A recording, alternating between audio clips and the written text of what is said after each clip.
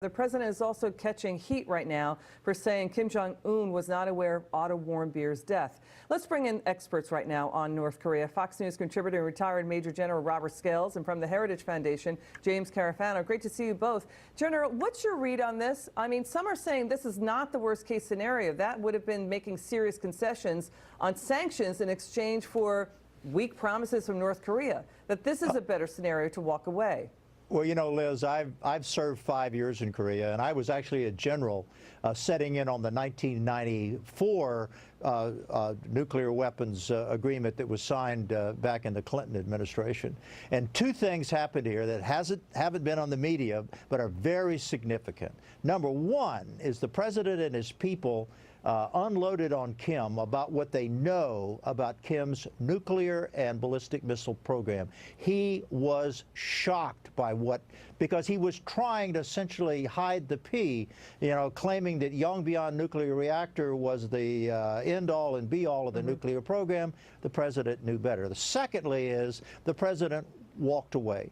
This is the first time North Koreans have gone into one of these meetings with them playing the long game and the Americans playing the short game, and they lost. And Kim is packing up and chugging back to North Korea in his little train, thinking about what happens next. And James, it seemed like a sudden and premature end to negotiations. But my question, too, is this. Did President Trump just ratchet up the pressure on North Korea? Analysts are pointing out how Reagan walked away from nuclear talks with Gorbachev in 1986 at Reykjavik, and the Soviet Union collapsed 3 years later. I mean, Kim Jong-un needs economic growth. He's diverting military money to keep his country alive.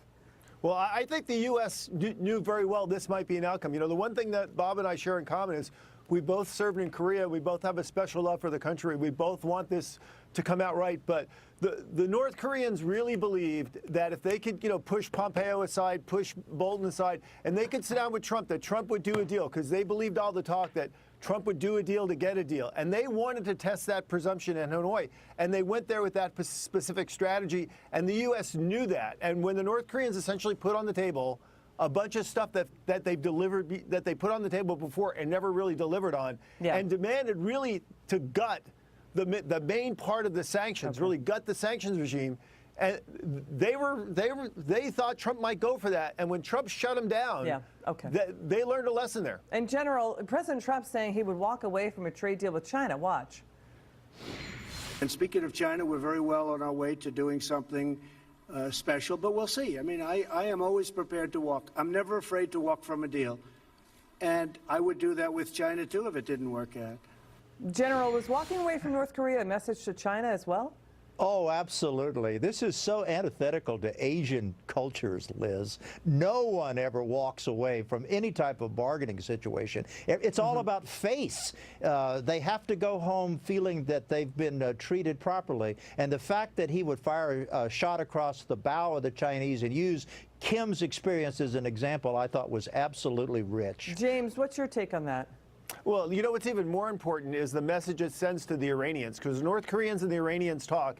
The North Koreans, their line to the Iranians is, look, you can play this guy Trump. We're going to play this guy Trump. And so the Iranians got the message, too, that Trump's not a pushover. And that's just as, if not more important. Important. Major General Robert Scales, James Carafano, we appreciate your insights and perspective tonight. Come back soon.